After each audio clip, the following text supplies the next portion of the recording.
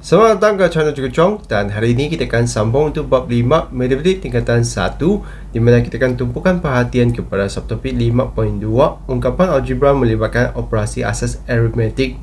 Jadi dalam video sebelum ni kita sudah bincangkan cara untuk tambah tolak ungkapan algebra ni. Jadi untuk video kali ini kita akan bincangkan pula pendaraban atau pembahagian melibatkan ungkapan algebra ni.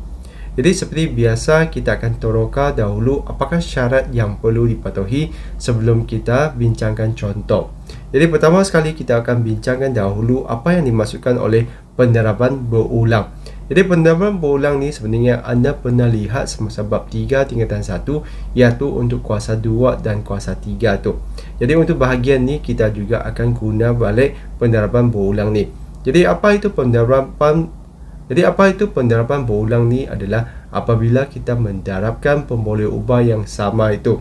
Jadi kita akan perhatikan kuasa hasil darab tu adalah sama dengan bilangan kali pendaraban berulang tu. Jadi kita perhatikan contoh di sini, kita ada A darab A. Jadi kita darab A itu berulang sebanyak 2 kali, maka hasil darab tu adalah A kuasa 2. Jadi A kuasa 2 tu sebenarnya adalah maksudnya A itu darab berulang sebanyak 2 kali. Jadi apabila kita darabkan A itu berulang sebanyak 3 kali, kita akan perhatikan dia akan jadi A kuasa 3. Sebab kenapa? Sebab ni A itu didarab sendiri sebanyak 3 kali. Macam tu. Jadi apabila kita darabkan untuk ungkapan algebra pun sama juga. Perhatikan ni adalah A tambah 3 darab dengan A tambah 3. Jadi ungkapan algebra ini didarab berulang sebanyak 2 kali. Dan untuk syarat di sini, pendaraban berulang tu mesti melibatkan keseluruhan ungkapan tu adalah sama. Jadi di sini A tambah 3 tu adalah sama, maka hasil darab tu adalah A tambah 3 kuasa 2. Dan kuasa 2 di sini berlaku kerana dia darab berulang sebanyak 2 kali. Jadi apabila dia darab berulang sebanyak 3 kali, boleh tak anda teka apakah hasil darabnya? Ya, jawapannya adalah A tambah 3 kuasa 3. Dan di sini anda mesti gunakan kurungan sebab keseluruhan ungkapan tu akan didarab sendiri sebanyak 3 kali. Jadi dia akan jadi kuasa 3. Jadi inilah dimaksudkan oleh pendaraban berulang ni.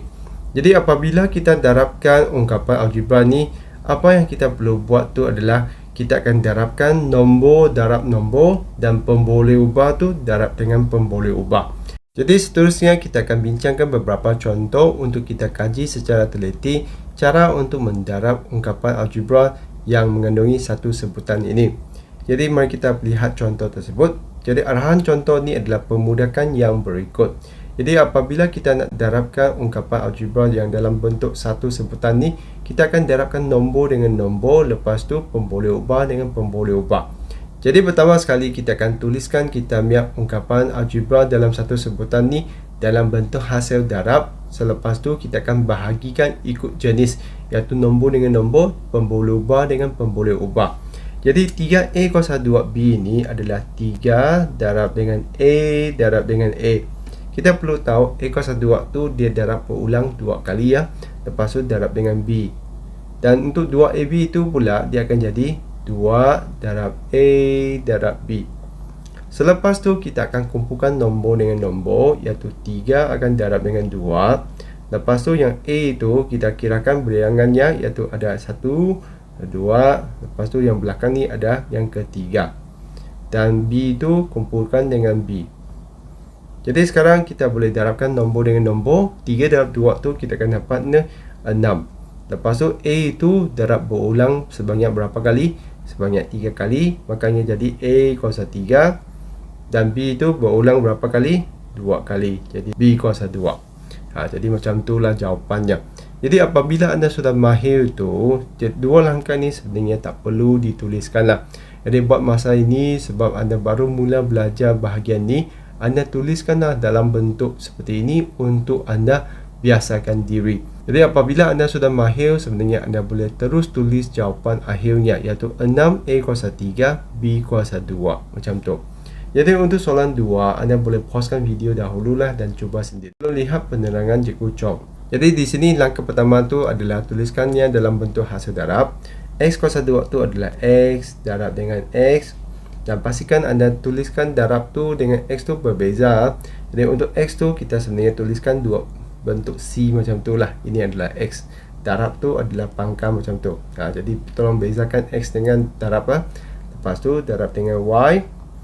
Lepas tu kita ambil 5XY tu adalah 5 darab dengan X darab dengan Y. Dan Y tu kena darab sendiri sebanyak 3 kali. Sebanyak Y kuasa 3. Lepas tu kita kumpulkan nombor dengan nombor.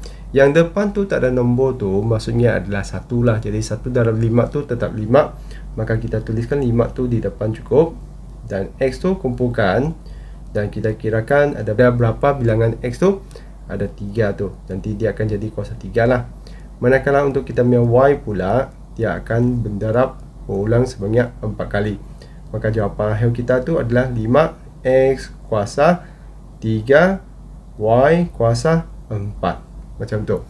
Jadi anda mesti kena mahirkan diri untuk mendarab ni. Dan ingat apabila dia ada darab berulang tu, kuasanya ikut bilangan kali dia berdarab berulang tu. Jadi untuk X tu dia darab berulang sebanyak 3 kali, makanya jadi X kuasa 3. Manakala untuk Y pula dia darab berulang sebanyak 4 kali, makanya jadi Y kuasa 4. Jadi apabila kita tuliskan hasil darab tu, kita tak perlu lagi tuliskan tanda darab tu lah. Kita terus kumpulkannya dalam satu sebutan sahaja. Jadi macam tu lah. Jadi jawapan akhir kita tu memang adalah ungkapan algebra dalam satu sebutan sahaja. Jadi mari kita lihat seterusnya, iaitu bahagi. Jadi apabila kita bahagi ungkapan algebra yang mengandungi satu sebutan tu, kita akan masukkan faktor-faktor sepunya. Jadi masukkan faktor-faktor sepunya tu sebenarnya adalah maksudnya kita akan potongkan yang sama. Jadi langkahnya hampir serupa dengan darab, cuma yang sekarang tu kita adalah bahagi. Jadi untuk memudahkan kita masukkan faktor-faktor sepunya tu, kita akan tuliskannya dalam bentuk pecahan lah. Jadi langkah pertama kita akan tuliskan seperti bentuk pecahan ni. Jadi bahagi dengan 2 B kuasa 2. Selepas tu kita akan tuliskan dalam bentuk hasil darab, iaitu 30 darab A darab B. Lepas tu kita punya per 2 darab A darab B darab B. Jadi tujuan kita tuliskan seperti ini adalah untuk memudahkan kita potongkan yang sama, iaitu masukkan faktor-faktor sepunya itu. Jadi kita akan bahagikan nombor dengan nombor. 30 tu bahagi dengan 2 tu kita akan dapat ni adalah 15 lah. Lepas tu A dengan A tu kita potong, dan B tu dengan potong. Jadi atas dan bawah tu ada sama tu kita perlu potong lah. Itu dipanggil sebagai faktor sepunya tu. Jadi jawapan akhir kita tu kita tuliskan 15. Dan atas tu masih tinggal lagi satu A. Dan bawah tu nombor 2 tu sudah jadi 1. Jadi tak payah kita tuliskan 1 lah. Sebab 1 darab B tu memangnya adalah B sahaja. Jadi jawapan kita tu adalah 15A per B. Jadi untuk nombor 2 tu sebenarnya caranya sama saja, cuma yang nombornya berbeza lah. Jadi di sini kita perhatikan 35 X kuasa 3 Y kuasa 2 bahagi dengan 7 X Y. Lepas tu kita tuliskan dalam bentuk hasil darab. Jadi di sini 35 darab dengan X darab dengan X darab dengan X sebenarnya adalah X kuasa 3. Y itu darab Y darab Y. Lepas tu kita tuliskan 7XY pula. 7 darab X darab Y. Jadi kita akan potongkan yang sama, iaitu 35 boleh bagi 7 jadi 5. 7 bagi 7 tu jadi 1 lah. Lepas tu X potong dengan X, Y potong dengan Y. Jadi yang bawah tu sudah tak ada apa-apa. Jadi dia akan bahagi dengan 1 lah. Jadi bahagi 1 tu memang 1 tu tak payah tulis lagi lah. Jadi jawapan kita tu hanya tinggal atas saja. 5 darab dengan yang tinggal tu X tu masih ada kuasa 2. Dan tinggal lagi 1 Y. Jadi 5X kuasa 2 Y. Jadi begitulah cara macam mana kita bahagi, iaitu kita akan tuliskan dalam bentuk pecahan. Selepas tu tuliskannya dalam bentuk hasil darab. Dan kita akan masukkan faktor-faktor yang sepunya, iaitu kita akan bahagikan nombor dengan nombor. Lepas tu yang pemboleh ubah yang sama itu dengan pemboleh ubah yang sama tu boleh kita masukkan. Jadi begitulah cara macam mana kita bahagi. Dan akhir sekali, saya juga akan bincangkan gabungan operasi pendaraban dan pembahagian dalam ungkapan algebra ini. Jadi macam mana kita kirakan adalah ikut cara yang sama, iaitu nombor dengan nombor, pemboleh ubah tu dengan pemboleh ubah. Jadi mari kita lihat contoh. Jadi di sini kita ada darab dan bahagi tu. Pastikan anda tahu macam mana kita tuliskanlah. Jadi pertama sekali kita akan tuliskannya dalam bentuk pecahan dahulu, sebab di sini ada melibatkan bahagi. Jadi yang darab tu kita akan kekalkan di atas dan yang bahagi tu akan kita tuliskan di bawah. Macam tu. Okay, tujuan saya tuliskan dalam bentuk pecahan ni supaya mudah untuk kita mansurkan lah. Selepas tu kita akan tuliskannya dalam bentuk hasil darab, iaitu kita ada atas tu kita dapat tu 5 darab X darab Y darab 6 darab X. Lepas tu bawah tu ada 3 darab dengan X darab dengan Y darab dengan Y. Selepas tu kita akan mansurkan faktor-faktor sepunya. Jadi untuk mudah kita lihat, saya gunakan warna lain. 6 tu boleh bahagi dengan 3. Jadi bahagikan, kita dapat ni adalah 2. Lepas tu kita ada X tu yang boleh potong, Y tu pun boleh potong. Jadi tak ada lagi yang sama. Jadi kita boleh tuliskan hasil darabnya. Yang atas tu kita dapat 5 darab 2 jadi 10. Lepas tu pemboleh ubah yang tinggal tu adalah X sahaja. Lepas tu yang bawah tu kita tinggal hanya Y sahaja. Jadi kenapa tak ada nombor? Sebab 1 darab Y tu memangnya hanya Y. Kita tak perlu tuliskan 1 tu. Jadi begitulah jawapan untuk soalan 1 ni. Jadi selepas tu kita lihat contoh yang terakhir sekali, iaitu untuk nombor 2 ni. Kalau anda nak cuba tu, anda boleh pausekan video dahululah. Jadi seperti biasa kita akan tuliskan dalam bentuk pecahan apabila kita nampak ada bahagi tu. Jadi yang atas tu adalah 2x kuasa 2 darab dengan 3y kuasa 3. Lepas tu bahagi dengan 15xy.